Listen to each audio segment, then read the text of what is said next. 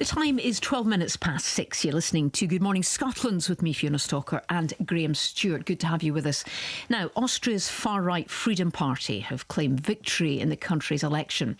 Its leader, Herbert Kickl, told supporters the result had opened the door to a new era as they celebrated an unprecedented election victory.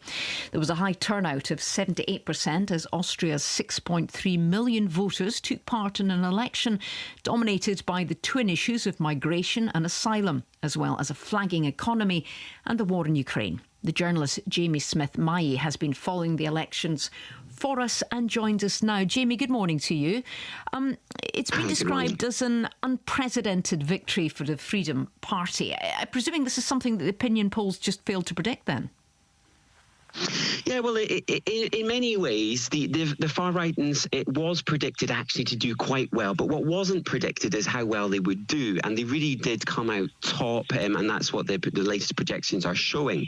And in fact, gaining around 11% percentage points overall gain. What also is unprecedented, is historic, is that the right-wing Conservative Party, the Österreichische Volkspartei, have suffered their worst the worst results in their history. The left-wing party, which is sitting around 21% in the result, also a slight loss, but their worst result since 1945. So it's on this level overall where the landscape in Austria has changed, and the far-right party, as we're seeing, they're coming out top with, as well, as you mentioned, a very high turnout of around 78%. So it's all these issues here which are pretty much historic, is what we're reading this morning in news across Europe.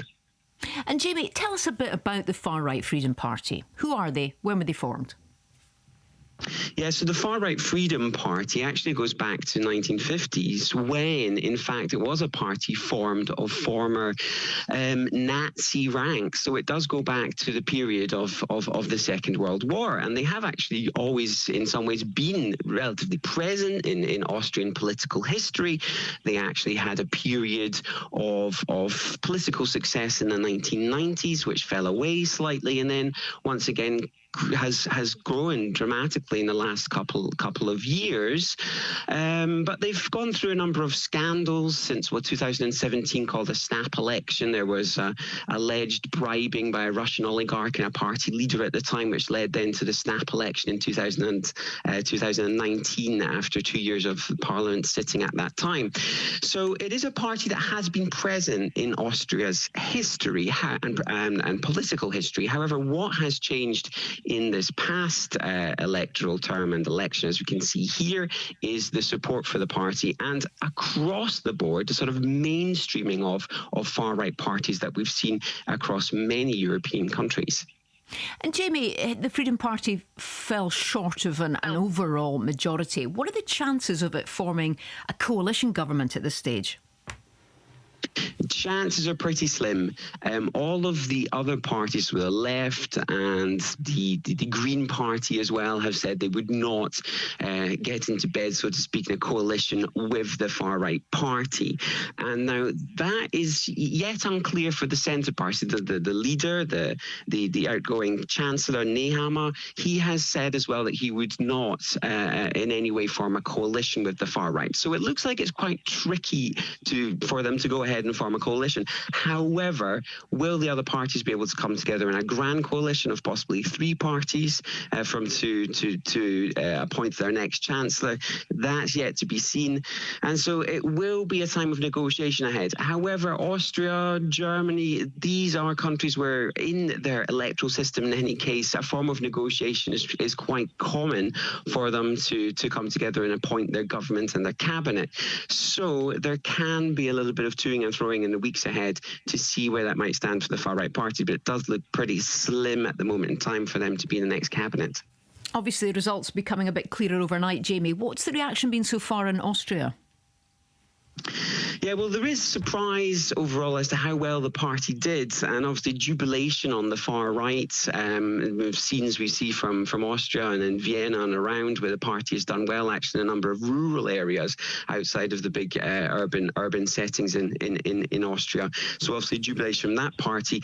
All the other mainstream parties, nonetheless, sort of shaken in many ways by these results. No more so for the Conservative Party themselves, as we said, with that 11-point loss. So there has been quite a bit of a shock in many ways for the political party system.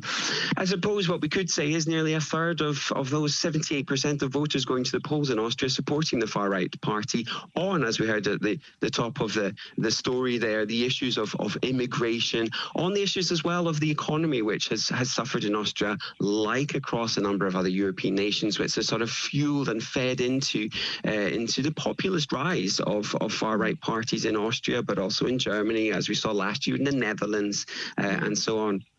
You mentioned, just to expand on that a bit, Jamie, it echoes very much the rise of the far right across Europe. Tell us a bit more about that. Yeah, no, absolutely. So it is these issues, essentially, I would say immigration was probably one of the front issues that we saw in Austria being discussed during the electoral campaign. But obviously, we saw even like back to last year, a very similar sister party in the Netherlands, the Freedom Party, which did very well and came out top in the Dutch election. Obviously, in France as well, the system being completely shaken up by the European Union parliamentary elections, with the far-right party coming up top. And as those who've been following French politics can see, that has still lasted right up into today, with the cabinet just being formed. And so this shift across Europe is part of a wider trend where a lot of nations are returning around that 30% mark of support for far-right parties. The war in Ukraine is also a wider issue, with a number of these parties actually split on that issue. So in Austria here, we can see a clear support for pulling away from Ukraine, and actually some ties possibly with supporting Russia. But that is an issue where a lot of the far-right parties don't necessarily agree. And so for them to come together on a wider European scale has been part of the challenge. And that's why, for the time being, they've been unable to form a sort of super bloc within the European Union. Jamie, good to speak to you. Hopefully you'll get some sleep now. Jamie Smith-Maillet there, following the elections in Austria for us. The American country music singer, songwriter, musician and